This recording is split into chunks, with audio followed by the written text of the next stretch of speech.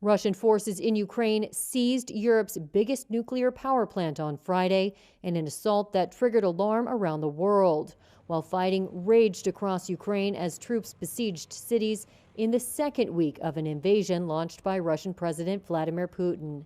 Officials later said the power plant was in working order.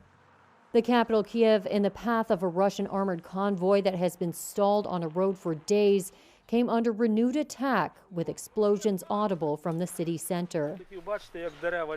Look at the fallen trees. They fell, and the wave broke all the windows in the village council house. The glass shards injured some people, but luckily all who were inside are alive. Sadly, there were casualties among those who were in the cars. Putin's actions have drawn almost universal condemnation, and Western countries have imposed heavy sanctions in an effort to squeeze the Russian economy.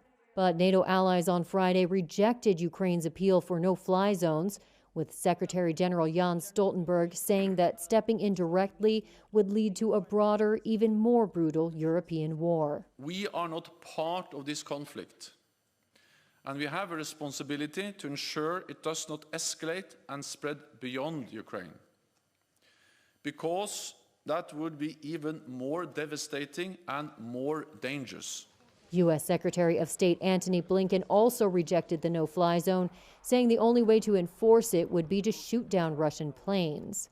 On the ground, a humanitarian disaster is unfolding.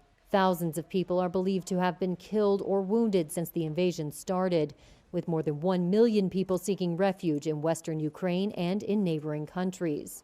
Massive crowds waited for hours on Friday in the western city of Lviv, trying to board trains headed to Poland to escape Russian attacks. Many left loved ones at home who chose to stay and fight. Our neighbors, our friends, fathers of such small children like this are fighting. They took pictures and videos of those liberators, young Russian boys who kill our people and blow everything up. Moscow denies targeting civilians and says its aim is to disarm its neighbor, counter what it views as NATO aggression, and capture leaders it calls neo-Nazis. Ukraine and its Western allies call that a baseless pretext for a war to conquer a country of 44 million people.